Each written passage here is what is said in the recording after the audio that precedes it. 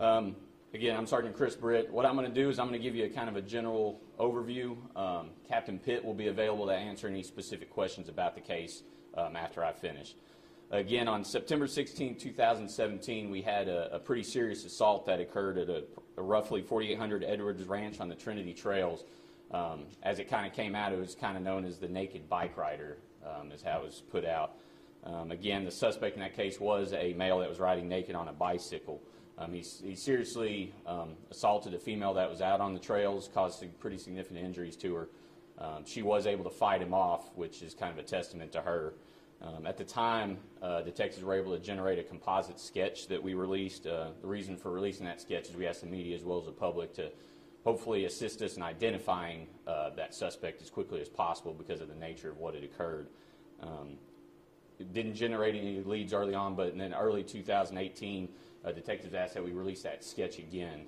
We did so, and at that point, fortunately, a lead was generated from that sketch, and that is the sketch that we're showing up there as well as the suspect. Because of that tip, detectives were able to identify Justin Lacey Ray, a white male with a birth date of 7/17 of 1996, as a potential suspect in this case. He's a 21-year-old male. He did have ties to the TCU area as well as the West Fort Worth area, but he was homeless.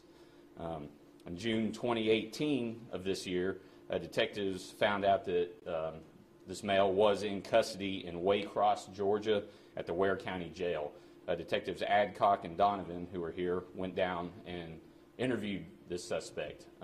During this interview, he did give very specific evidence that directly tied him to this offense, and they're confident with almost 100% certainty that they do have the male in this case that was responsible for this.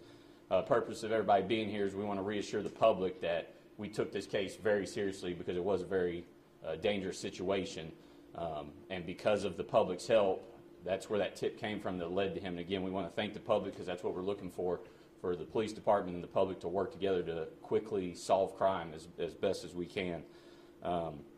He is facing a charge of aggravated sexual assault and aggravated assault as well. And at this time, I'll pass it over to Captain Pitt to answer any questions that you may have. Over here. Hi. A couple of questions. Why was he in custody in Georgia? And once you guys interviewed him in Georgia, what was the evidence that he gave you that tied him to the crime? He was in custody in Georgia for a felony theft. I don't know the details of it, but detectives went down to Georgia and interviewed him. He gave details that only he would know about the offense, and subsequently, with pressure from the detectives, ultimately confessed to it. So he did confess? That's correct. Can you tell us, what he said that sort of, anything about this crime, No, I don't want to go into details about what he said. He said the stuff that only he would know, which led detectives to pressure him a little harder, and then he ultimately confessed to it. Captain, what can you tell me about the tip? It had been 6 months or so from the crime to the time the tip came in, and how was that tip generated? The tip was just anonymous. I mean, like I said, we re-released the sketch. Obviously, the sketch is pretty accurate, and just we got an anonymous tip that said to put us on his trail, and that's how we were able to positively identify him. What are the ties that he has with TCU? Just he's got basically he just lives in the area. Oh, so I mean, he doesn't. in the area of TCU. He grew up in the area. He doesn't have any ties to the school or anything like that. He just has just the area. He grew up in the area. He is homeless, so he kind of bounces around. The tip was a direct result of the sketch. It wasn't, hey, this sounds like somebody whose behavior I'm familiar with. It was just someone saw the sketch. So, an anonymous tip came in and said they saw the sketch and it looked like somebody. It looked like the Lacey Ray, and so we just went with that. And that you said that was only after you re-released it? Correct. We released it late last year, and then we released it again in March. When you say release it, is that typically on Facebook? I know probably Just the regular media portal channels and through law enforcement channels, things like that.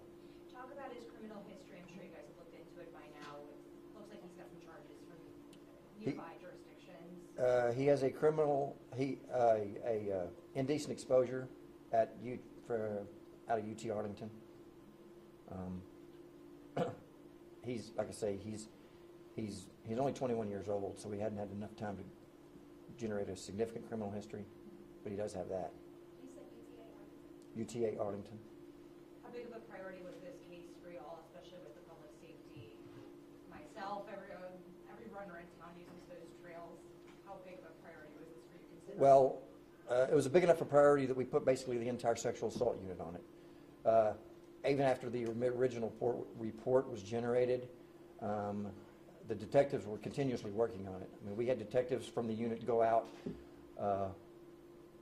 at various times and just walk the trails, trying to run down leads. They worked on this constantly for the past 6 months or so. Do you believe there are any other possible victims? We have another report that we're working on that is potentially this same suspect. We're in the initial stages of that investigation. Can you tell us some of the circumstances? Was that on the Trinity Trail as well? The suspect in that case used the Trinity Trail as either an entry or an exit point from that assault. So it was in the same general area. So there was another assault near the Trinity Trails. When did this happen? That happened in August of last year. August of 2017. So that was before. It was before. It was before this current one. How come we didn't know about that one? That seems like something that you would want to probably get out to the public too, right? Did they never? Well, that one, I say that one was just near it. It didn't happen on the Trinity Trails, and initially that report was. It just came in, and no details of that struck us as being, any type of a serial or anything at all. It was just, it kind of came in as I don't want to say a standard sexual assault because none of them are standard, but nothing about those struck us as odd. Like I say, this one we're talking about now came in after, so we started putting the pieces together. And the victim in this August assault was okay, no serious injuries? No serious injuries. But he used the trail as either an exit or an entry. Well, he's homeless, and he stays underneath bridges and things like that, all around the that corridor area where he's got easy access to the trails. Were you able to get any information on his whereabouts between the time the original attack happened and when you got that tip in March? Had he been around for a while, or had he been gone and off to the East Coast pretty quickly after the crime happened? We don't know where he's homeless, so he doesn't have any transportation. So between this attack and how he got to Waycross, Georgia, he's been getting rides any way he can. He may have hopped on a couple of rail cars. He got there just by whatever means he could come up with at the time. But we don't know if he hung around for a while after the We don't know. Our guess is he did not, but we don't know for sure. He said he left in January. Okay. Detective Adcock said that he left the area in January, if you can believe it. Just to be clear about that other assault in August 2017, was that a runner that he had spotted on the trail and followed that person, or was that not a runner at all?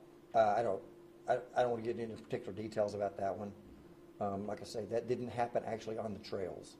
It was just in the same area nearby. I remember right after the assault happened, a very large visible police presence. You guys were on bikes, you were in cars, you were all over the place.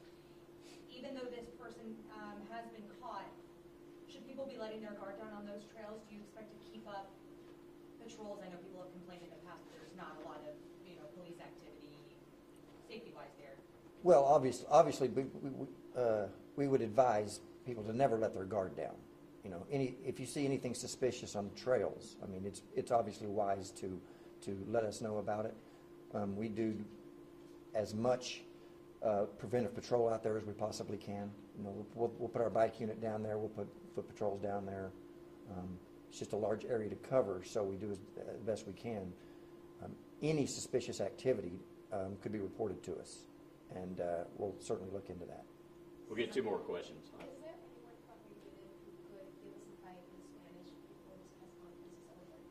we get to move it. Yes. This is an obvious question, but what about that assault was so concerning to your department, you know, specifically? Well, Put the whole unit on it. Well, it was concerning that we had a man running around Trinity Trails naked that showed a propensity to be extremely violent. Because this particular assault was pretty violent. You know, we ended up getting a aggravated sexual assault and an aggravated assault warrant for that.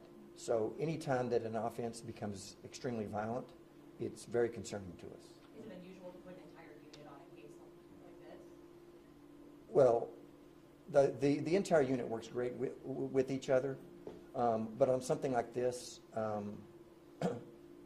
it is very concerning because when you have just a random jogger on the Trinity Trail attacked in a violent nature this way, we obviously need to jump on that as soon as we can in order to make the public safe. Again, we want to stress, we thank the public very much because that's ultimately what helped resolve this case. Also, as you can see, Detective Adcock and Donovan are up here. They're a little more shy and modest about it, but they deserve a lot of credit for the work that they did as well as the whole unit. Like Captain Pitt said, these detectives took it seriously when they had free time. They were out walking on the trails, trying to be proactive to resolve this quickly. So again, we want to thank the public as well as that unit for the work that they did. If y'all have any other additional questions, feel free to send those into our media portal as they continue to work through this case as well. Okay, I'm sorry, Detective Howard. I apologize, Detective Howard. All right, thank y'all for coming. We appreciate your time.